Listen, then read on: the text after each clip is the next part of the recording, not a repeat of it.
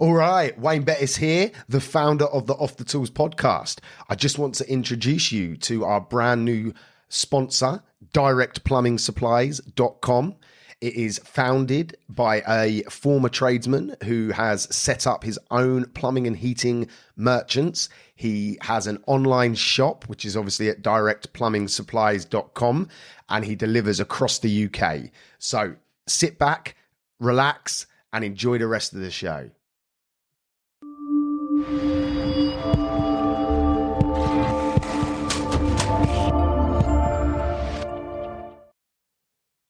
Welcome to another instalment at the Trades Growth Summit.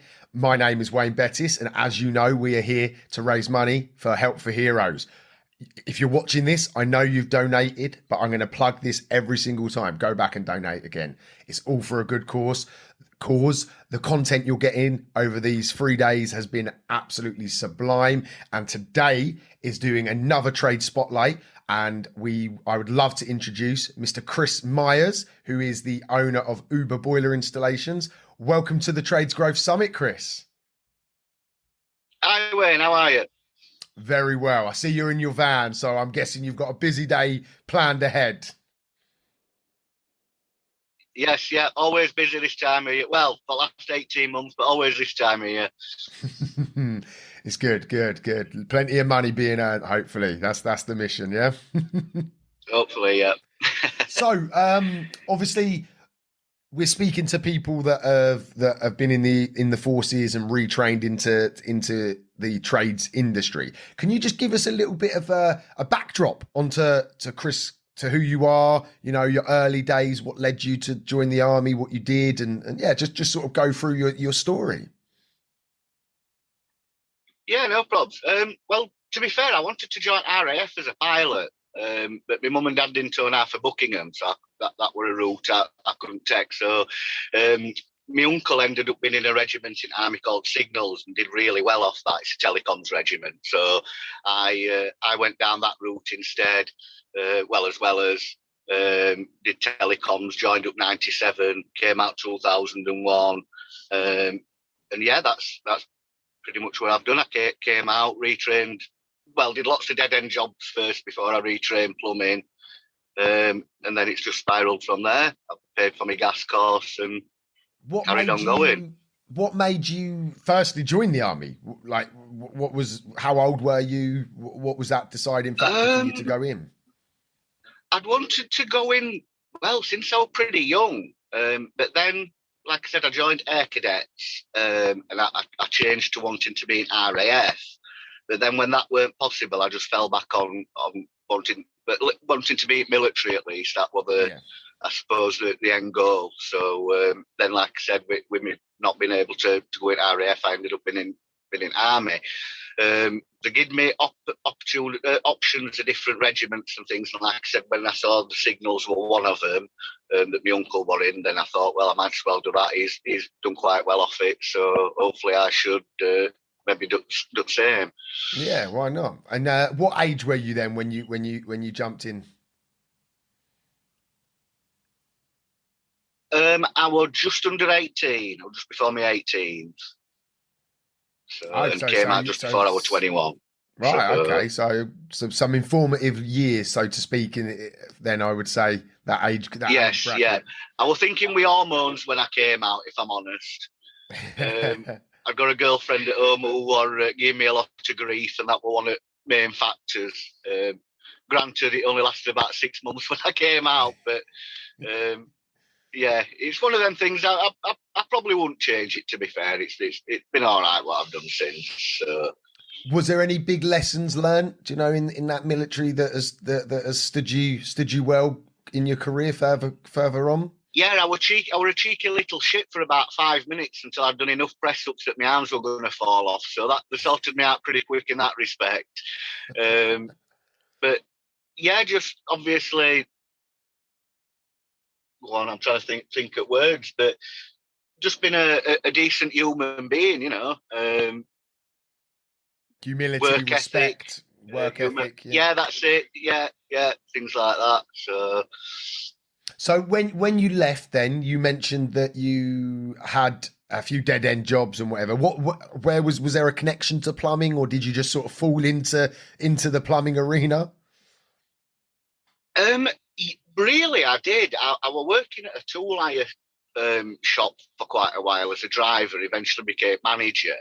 And tools had no interest with me at all. But then I kept seeing plumbers coming in and out and on about work and jobs and things like that. And then when I got made redundant from there, I just thought, well, I'm gonna try my hand at plumbing. Now I went and had a look at a few courses and got in touch with an ex-forces agency who told me I'd unused resettlement training, like vouchers, if you want. Yeah.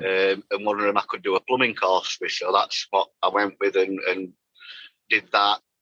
Granted, it was a city and guild, so it was an 8-week course, and I was under no illusions that I needed the experience. I ended up working for a lot of agencies for a couple of years. Obviously, that gave me experience for working with a lot of different companies, a lot of different other plumbers, a lot of projects and things. And then eventually I got confident enough to do work on my own on side, and then that spiraled, and it eventually grew to where I am now. Oh wow, fantastic! So the army funded the initial 8-week course, but then basically you had to put the legwork in to build up that experience. Then that's it. Yeah. Oh, fantastic! And obviously you mentioned that you then obviously went out on your own. So how did you find that in the early days? First of all, how long have you been in business on your own? Fully self-employed, not relying on agency work or subbing or out like that. 6 years I've been fully self-sufficient. And how did you find that in the early days then? It wasn't too bad, to be fair, because when we're working for a lot of companies, like I said, evenings and weekends I'd go out doing private work anyway. And it was when my private work were overtaking me working wage that I thought, well, I'm gonna make that jump. It's a good time I can make same, if not more, doing what I'm doing the hours after work. Then if I do full time, I should be able to make a good crack at it.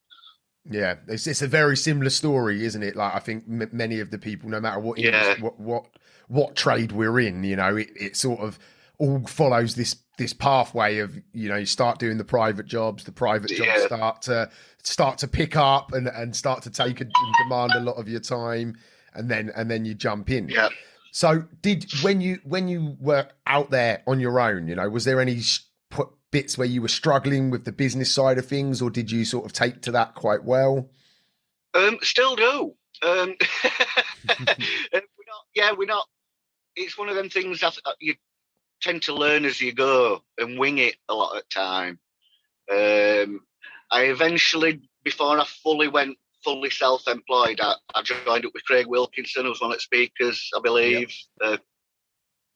I joined his group. It was when I joined years ago called the Trades Home, and it was purely just tradespeople, networking and things like that, business coaching. So I took a lot away from that. Still not perfect, obviously, but that was a good head start, a good insight into things at a foundational level. Yeah. And was you doing all plumbing and heating? Was you just an all-rounder then? Yes, yeah, pretty much, yeah. Obviously, I started off just plumbing, and then progressed to doing my gas. And like I said, that was just about 6 months after I'd done my gas course, when I went fully self-employed. Okay. I'd worked for a company for about 6 months doing bits with them. Did you fund the gas course yourself? Yeah, that was like an investment yourself that you did. Yeah, it was. Yeah. And again, like with my plumbing course, I'd done a couple of years subbing with a gas company, and that's why I thought, well, I can go down the gas course route. Because I know people don't like fast trackers, but I knew I needed to get the experience as well as the qualifications. It's like a catch-22. It's like driving, isn't it? Mm-hmm. But I was lucky enough to be working with a guy for a couple of years before I decided that, I think I've got enough experience to now go for my gas and be competent and safe. Oh, excellent. And your company now, though, you've sort of made a few changes, haven't you? I have, yeah. What is it you're doing these days? Primarily boiler installations, repairs, and servicing. That's his main. We did start off plumbing and heating, but I suppose like a lot of us, I've just started focusing more on boilers and heating now. Excellent. And what led to that decision? Like, how did you go down that path? Um, it was just, to be fair, I were earning same in nearly a week fitting a bathroom as I could in a day and a half fitting a boiler, and it's a lot less stress, hassle, things like that. So without sounding too shallow, it was kind of monetary as well as effort based. Yeah. So that's that was my main reason for going gas. Ah, cool. Yeah, no, it makes perfect sense, doesn't it? You know, and there's people on the other side of that feel that doing a bathroom is a lot easier than doing a few boilers. Do you know what I mean? That's that's the nature of this industry. People have their preferred, you know, whether it be a Sparky might like doing rewires, or another Sparky might like just to change some light fittings, you know, throughout the day. It's the variety, isn't it? That's why I love the trades industry, you know, because there is such variety. You know, you can have site work, you can be a house basher, you can be in social housing, you can be in maintenance, reactive. There's so much, isn't there, that it offers the people. Yeah. I know. And to be fair, we all complain about customers, but it's a nice variety of people you meet. If you've got a week servicing, you go into 30 different people's houses or whatever. And then again, if you're on a boiler for a couple of days and that, it's like I said, you meet a good variety of people. Yeah. I won't lie, right? One of the things I miss from, you know, obviously I'm not on the tools out there anymore. Is that interaction with all them clients. Like you just summed it up perfectly there. You know, you can quite easily be 30, 40 customers in a week. Whereas now I'm not customer facing, because my main role now is coaching other businesses. You know, I don't get to see them customers in their houses like I used to.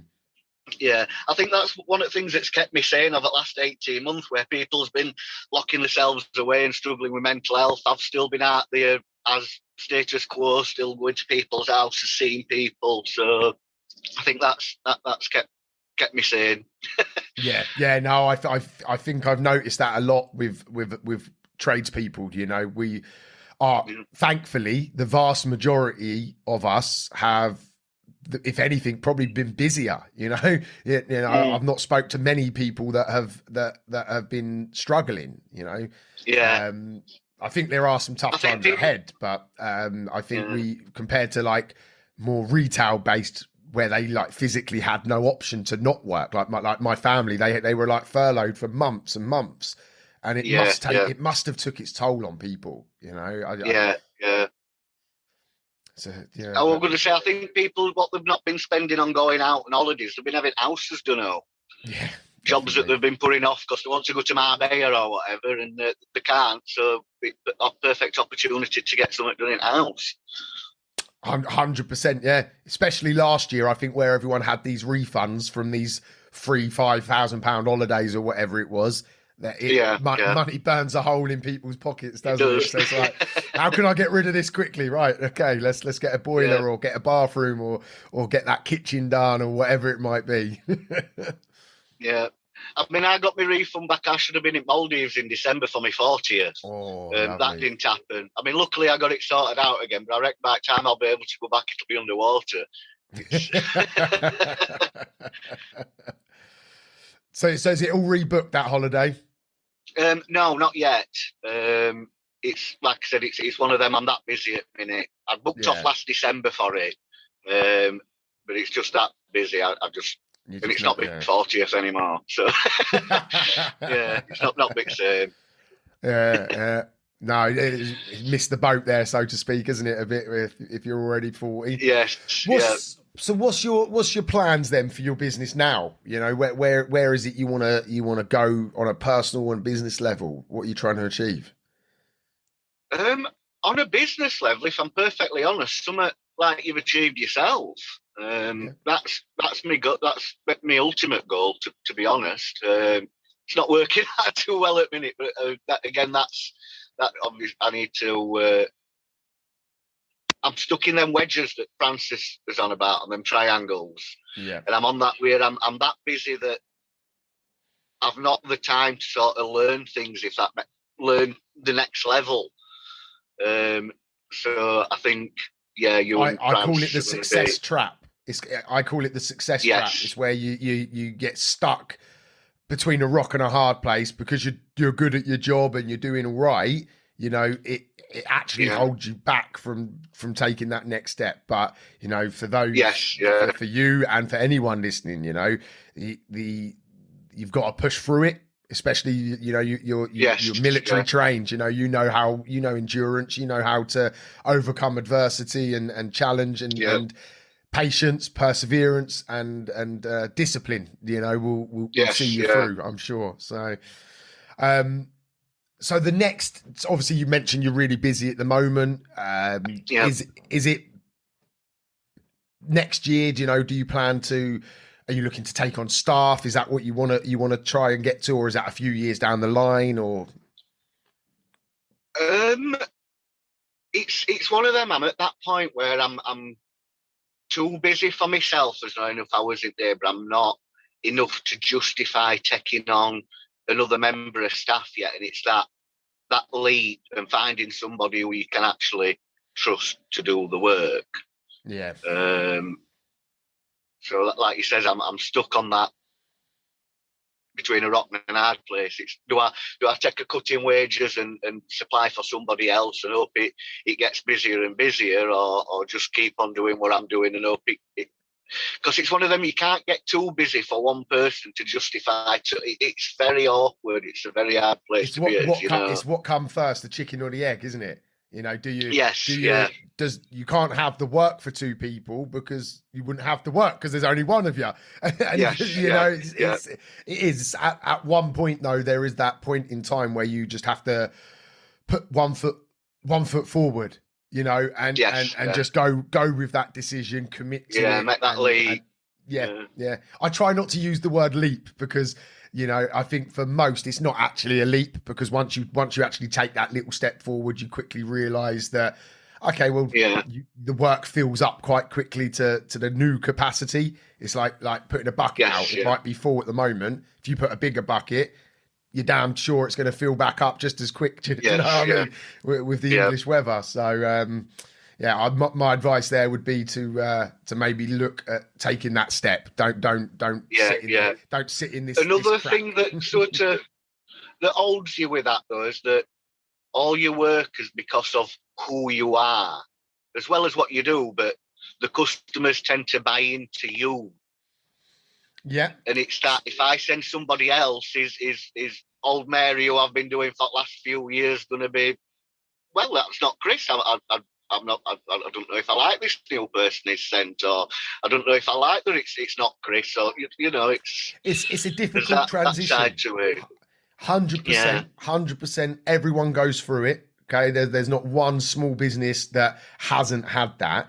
And in my experience, it's a transition period. So, like, my strategy was to be involved with them at the beginning. So like I was answering the phone, I was replying to email. So they were still getting their little dose of Wayne, right? And then over a course of a year, 2 years, you know, they were then speaking to the office lady, not me, you know. So to the point now where my name very rarely gets mentioned. Just for those that know, you know, I built my business to basically be a asset that produces an income with very little input from me. Do you know, I've put in years of hard work. I'm not saying it's easy. Do you know, you have to work hard now to not have to work hard in the future. And that was my strategy. You know, it was always to build it to the point where I could just remove myself. And it is possible. It's just you've got to have a strategy around it. And like I say, mine was like weaning a baby off of milk. You know, you just slowly reduce it, and that's what I did. I slowly reduced me in it, and like now, if you go through my nearly 500 reviews online, the early 300 probably all mention Wayne quite strongly. Wayne and his team, Wayne. Whereas now, it's Rebecca and Tonino, or Alex and Patrick, or whoever it might be, or the office was wonderful. My name very rarely gets mentioned, which is a bit strange because it's like my business and it's like, it's not my name now. But that's part of the growth strategy that I've got, which works for me. So you can certainly do it. You will lose customers though. I have lost customers where they're like, "Oh, we wanted Wayne," and I'm like, "Well, Wayne isn't available," So they're like, "Okay, well, that's it." But you can't please everyone, and fundamentally, like everyone probably watching this, you're in business for yourself and your family. So why am I going to put other people's opinions and views ahead of mine? Does that all make sense? Yeah. I mean, on the flip side to that, there is, if you don't answer the phone, they ring somebody else. So we worry about about trades loyalty, but customer loyalty is very, very little. You've just nailed it. Absolutely nail on the head there. Yeah. If you don't get back to someone and don't answer your phone quickly, they've got no loyalty to you. They're ringing the next plumber or the next electrician or the next carpenter, whatever it might be. So we put too much, I believe, we put a lot of stress on ourselves as tradespeople, trying to keep these customers as happy and be loyal to them when maybe they wouldn't be so loyal to us if it was reversed. Yeah. It's a balancing act though, because you've obviously got to look after customers, it's a bit of a hypochondriac there, isn't it? But right, we're coming towards the end of the interview. Is there any sort of anything you wanted to get across? Anything we haven't covered off in this chat? No, I think we've covered everything. If anybody's thinking about it, just like I said, go for it. Yeah, it's a rewarding job at the end of the day. Yeah, we complain a lot. We're tradesmen. I think we're meant to. But yeah, like I said, I do find it quite rewarding when I've got somebody's eating back on and how thankful they are. Yeah, it's go for it. Excellent. Well, thank you for your service. When you was in the army, thank you for taking your time out to have this chat with me. As you know, it's to raise money for Help for Heroes. So we really value people's time because, everything we're doing for this Trades Growth Summit is to raise as much as we can for a charity that gives so much back to people that have given so much for our freedoms and our country. So get your cards out. Yeah, get your bank card out. Go and donate some more money and enjoy the rest of the day. See you soon.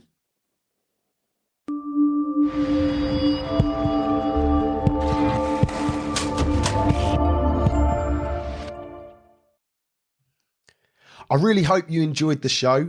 I just wanted to pull it out there for anyone listening that I offer business coaching, but also life coaching.